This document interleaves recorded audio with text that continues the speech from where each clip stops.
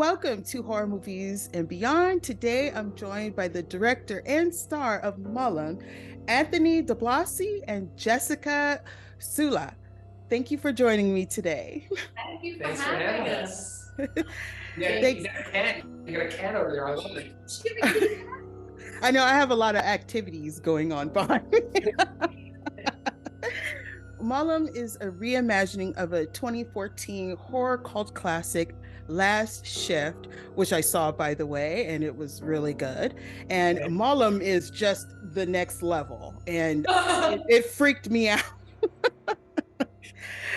So, Oh my You God. hit next level status. That's what we were shooting for. yeah, so a rookie cop willing to take the last shift of a newly decommissioned police station in an attempt to uncover the mysterious connection between her father's death and this vicious cult. Okay, I'm sold. I love it. It is. That is an awesome little. I think What Luke do you wrote call that. that? Little soundbite. Little log line. Log line. Yeah, it definitely was. Like I said, I was so creeped out, and it was so much fun. And I love. It felt like a whole new movie, but on its own. It didn't feel Right. like a reimagine. It felt like a parallel universe. It could be another time, another dimension. It just so happened that there's another cult, trying to take over the world, so to speak.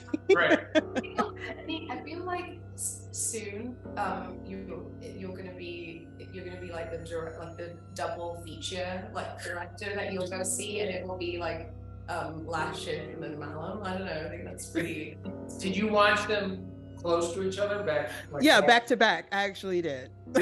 And you watched Last Shift first? Never seen. I watched Last Shift first and then Malum. You could see similarities, but I felt like it was not the same movie whole thing. And I was like, maybe there's two different cults. Maybe it's the Payman cult and the Malum. Yeah, and they're trying to. I'm glad you felt that way, because it's like I've told people this before, like when I was making the movie, I didn't feel like I was making the same movie. And it's sure there were we're like obviously taking these core things, some of them, but it just felt like a totally different experience. And Jess's character is much different in her motivations. Yeah, I mean, I was told not to watch it. Still hasn't seen the first one. Because I think you're right. I didn't want to yeah. get another, Yeah. or thinking, I have to do this. Like it would have been. I think that would have made it very daunting. So it made it daunting in the way of just starting a new job. Just trying to figure out that. It's hanging over my head. You should have her back on the show and watch her watch the first movie. Martha, she tried to watch it. My friend's gonna be freaked out. She was like, I was very scared. Oh, all right. Well, Oh no, I think she will be. There was an interview that you did that I thought was very interesting, your response. But it was, you talked about Luc LeBeau and the Welcome Team and how they were fans in the original, and they see a potential for retelling. So this time around, did you want to deep dive into the psychological perspectives of the characters, or was that accidental or the intended process? Because that's what it felt like in this one. It was intended, and I think, when we did the first movie, I just was like, I just want to scare people for like 88 minutes. It was like, there was very little backstory going on. You're kind of landed in this. This movie has that same feeling, but there's much more character development, but I think in a solid way and I think if you look at, I think one of the biggest things is giving the lead a much different motivation throughout the film of like being more active. Where the first film, I think things are happening to her. In this movie, she's much more, I need to discover something. And I think that helps a lot with the mystery and the storytelling. And then also the cult was a big thing. We barely touched on who they are in the first movie. And in this film, Scott and I really wanted to create a whole mythology of our own. It wasn't just like generically satanic or, something that was like, they're saying things that I've never heard before as a viewer. They're using terms that I don't know. you know, they're not saying like hail Satan. No. There's, you know, It is legit. What, you know, what's funny is, you know, there's a character in the movie called the Temple Baron. That came to me in a dream like 4 or 5 years ago. Yeah. Oh, wow. But that's, I'm like, maybe this is legit. Because like I woke up like in a cold sweat with this phrase in my head that says, "We are the Temple Barons, follow our plans." And I woke up and I wrote it down. And then when we made this movie, I was like, oh, that Temple Baron feels like something that fits in this world. So maybe it's community. I love this. Well, I'm a huge Temple Baron fan, so big TV fan. I love TV. Well, I think this role was meant for you because, you know, the character's name is Jessica and yours is Jessica. So it was like, okay. Yes. When I first, you'd be surprised, I played Jessica now twice, which is interesting, and not include, well, 3 times. You played one in real life. Myself. I read it and I just thought, oh my gosh, I don't think I'll be able to do this. This is a lot of work.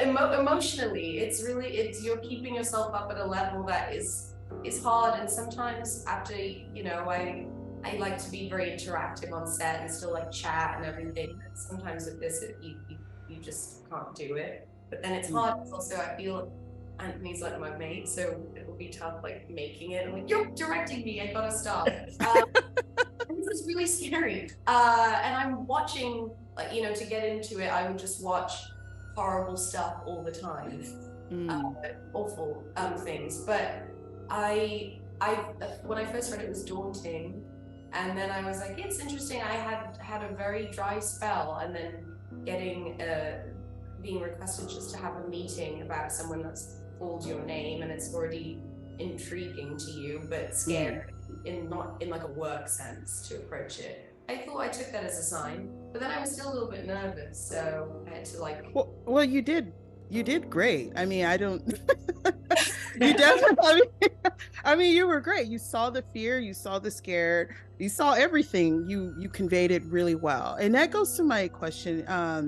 You seem to have like this confidence in the job for Lauren's character, because I want to say Jessica, but they're both Jessica. But as the officer, you seem very confident in your job and you went by the book. So people pay attention because I noticed she was reciting things, and that is very symbolism there. So keep that in mind.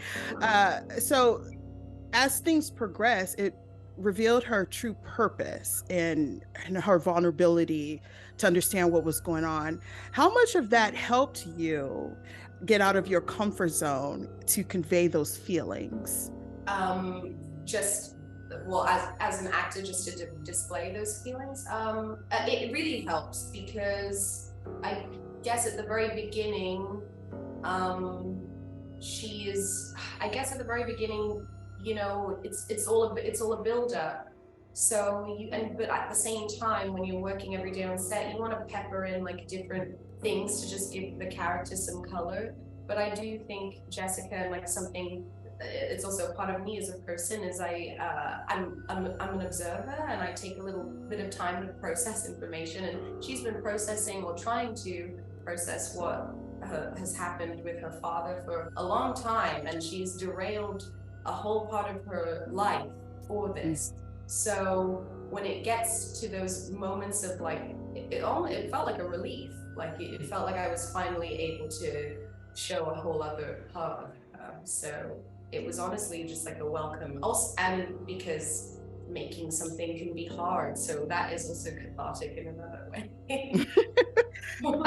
I would definitely have to say, seeing those creatures up close, yeah. Oh my goodness, they're terrifying. So let's talk about that real quick. Russell Effects, and they did Hellraiser 2022, which I absolutely enjoyed, and The Ritual, two great horror movies.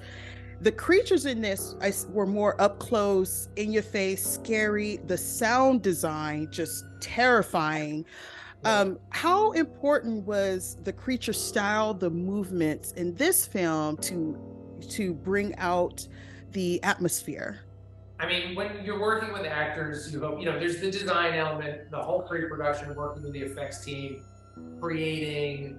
Oftentimes I would do rough sketches and show them, hey, let's go this, or inspirational images. Like, this is what I want to convey. But to me, it's all about trying to create something new for the audience, right? Because horror audiences are very savvy. Bringing your own inspiration into it and showing them, hey, here's these characters we created. But also trying to create a believable atmosphere for the talent. Talent. That's it feels it's kind of pretentious to think, but also for the actor, kind of live in the moment as much as possible, just to like let everything go away. It's also hard. Like, I would always try to just create things as real as possible for Jess when she was on camera, because like when she's on camera, you don't really know what's on the other side of it. So we shoot one side of the creatures, and then I try to make sure that she would always have it for her side. Yes. So she's got something to react to, and you want it to be as believable as possible in the moment. The question of how long is this going to be ready? In the meantime, should we just get you a single of you looking at it? And you're like, no, I know what I'm looking at. I really would like it. I would like to wait. Is it just around the time? But that you're good at that. You try and do that. Yeah, that's why it was fun making it, because I always knew everyone wanted it to be as real as possible. So. Yeah. Oh.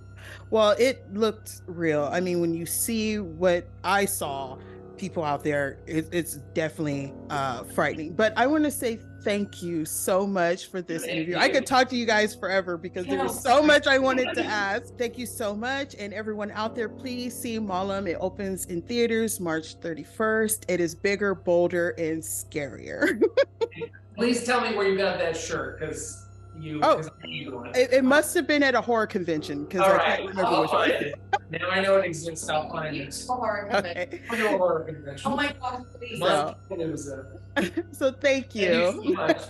Bye.